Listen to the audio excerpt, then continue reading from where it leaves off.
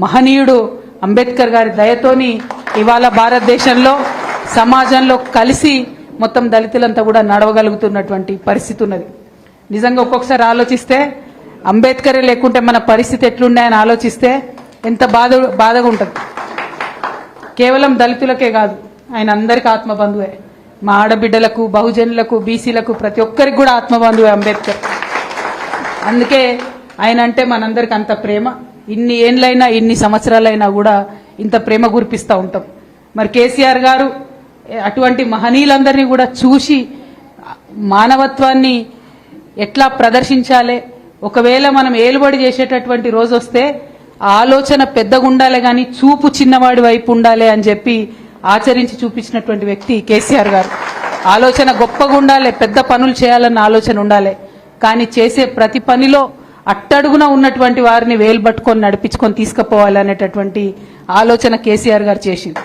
మాకెప్పుడు నిత్యం ఎన్నిసార్లు కలిసినా ఎన్నిసార్లు మాట్లాడినా కేసీఆర్ గారు మేమెవ్వరం నాయకులం కలిసినా, ఈశ్వరన్నకు తెలుసు, సీనన్నకు తెలుసు, మా నారాయణ తమ్ముడికి, చంద్రవతి గారికి అందరికీ తెలుసు, ఎప్పుడు కలిసినా కేసీఆర్ గారు ఒకటే మాట చెప్తారు, మనిషి అనేటోడు 1000 ఏండ్లు బతకడానికి పుట్టలేదు, మనిషి అనేవాడు 1000 ఏండ్లు బతకడానికి పుట్టలేదు, పుట్టి ఇక్కడ ఉన్నటువంటి కొన్ని రోజులల్లా బక్కపల్సనోని కోసం పనిచేయాలి, పేద సాధ కోసం పనిచేయాలి, అనగారినోని కోసం పనిచేయాలి అని చెప్పి నిరంతరం చెప్తా ఉంటారు తప్పితే ఇంకొక మాట చెప్పరు.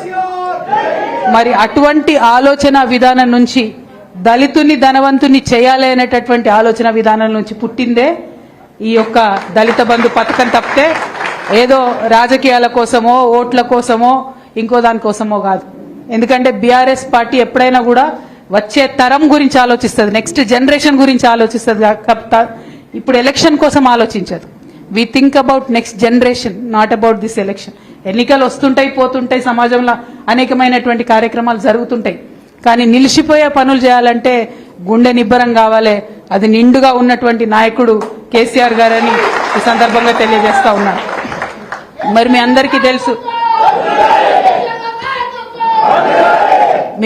తెలుసు తెలంగాణ రాష్ట్రం ఇలా సాధించుకున్నామంటే ఆర్టికల్ 3 అంబేద్కర్ గారు ఆలోచించి పెట్టిన ఆర్టికల్ 3 దయ వల్ల మాత్రమే ఇలా తెలంగాణ వచ్చింది.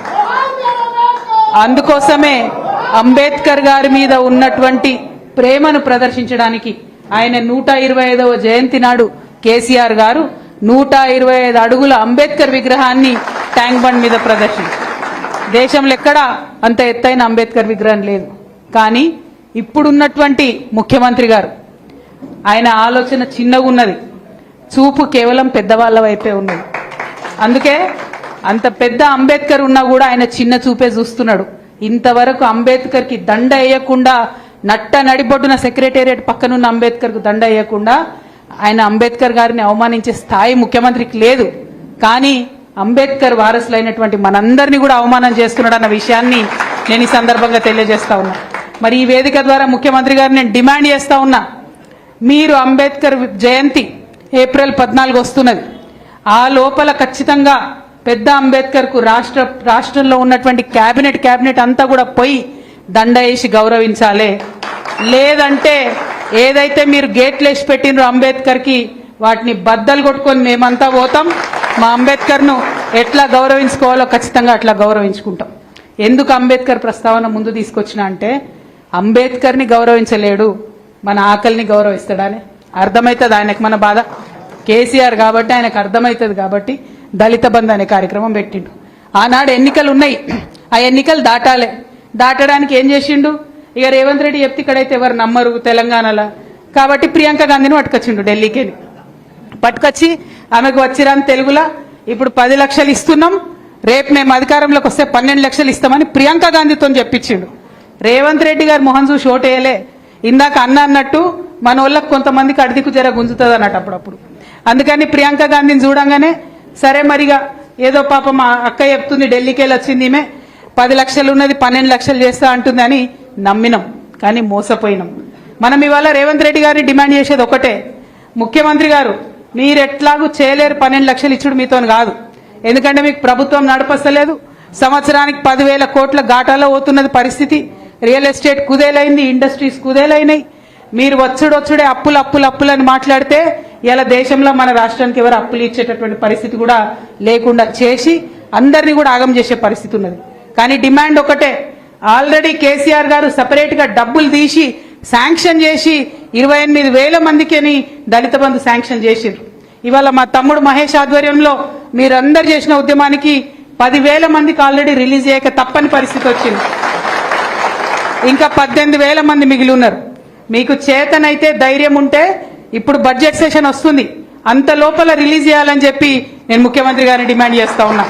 ఈ బడ్జెట్ లోపలనే రిలీజ్ చేయాలి, లేకపోతే వచ్చే అసెంబ్లీలో బీఆర్ఎస్ పార్టీ తరఫున మేమందరం కూడా వారిని అసెంబ్లీ సాక్షిగా నిలదీస్తామని, మీ పక్షాన మాట్లాడతామని కూడా ఈ సందర్భంగా నేను తెలియజేస్తా ఉన్నాను. అంబేద్కర్ అభయహస్తం సాధన సమితి అని పెడతా అన్నాడు తమ్ముడు. పెట్టు, కొట్లాడు. కాకపోతే ఈ ముఖ్యమంత్రి మీద అయితే నాకు నమ్మకం లేదు. ఉన్నదానే మీకు ఎవరికన్నా ఎప్పుడైనా ఇచ్చిన మాట మీద నిలబడ్డానే? మరి ఎందుకే ఆయనతో మనకు మళ్ళీ 2-3 ఏళ్ళు ఆగితే మనమే వస్తాం, మనమే వేసుకుందాం మంచిగా. ఇంకొక మాట మీరు ఆలోచన చేసుకోవాలి. ఆయన మోసం చేయని వాళ్ళు ఎవరైనా ఉన్నారా? కనీసం కేసీఆర్ సార్ గురుకులాలు పెట్టిండు, వాటినైనా నడపస్తుందా చక్కగా? 57 మంది పిల్లలు చచ్చిపోతారనే గురుకులాలలో. ఏం చేస్తున్నట్టు ప్రభుత్వం? ఏం చేస్తున్నట్టు? కనీసం కేసీఆర్ పెట్టిపోయింది, దాన్ని ఉన్నట్టు నడపరాని చేతగానటువంటి వ్యవస్థ ఈ ప్రభుత్వంలో నడుస్తుంటే వారి నుండి ఇంకా మనం ఆశించడం. మీకు ఒక మాట చెప్పాలి, మీ అందరు లెక్కలు తెలిసిన వాళ్ళు ఉన్నారు కాబట్టి, 33,000 కోట్లు పెట్టిరు ఈసారి బడ్జెట్లో. ఎస్సీ ఫండ్ 33,000 కోట్లు పెట్టిండ్రు. దాంట్లో ఇప్పటి వరకు అంటే ఇంకా 15 రోజులు అయితే మార్చి వస్తుంది, కొత్త బడ్జెట్ వస్తుంది. దాంట్లో ఇప్పటి వరకు విడుదల చేసింది ఎంత అంటే కేవలం 9,800 కోట్లు. అంటే పెట్టుడేమో 33,000 కోట్లు, కానీ ఇచ్చుడేమో కేవలం 9,800 కోట్లు. అంటే కేవలం 30% బడ్జెట్ మాత్రమే ఇచ్చిరు తప్పితే ఇంకా ఇవ్వలే.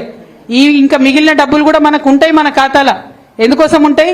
కేసీఆర్ సార్ ముందే ఆలోచించిండు, ఇసొంటి ఎవరైనా ముఖ్యమంత్రి వస్తే ఫ్యూచర్లో ఇబ్బంది అవుతుందనే ఎస్సీ ఎస్టీ సబ్ ప్లాన్ కి ఒక ఖచ్చితమైన చట్టం తీసుకొచ్చారు కేసీఆర్ సార్. మీరు గనుక ఈ సంవత్సరంలో ఖర్చు పెట్టకపోతే వచ్చే సంవత్సరం మనకి ఇవ్వాల్సిందే అవి, వాటిని ఎగబెట్టడానికి లేదు. కేసీఆర్ సార్ చట్టంలో మనందరి కోసం ఆ రక్షణ పెట్టిండు ఆల్రెడీ.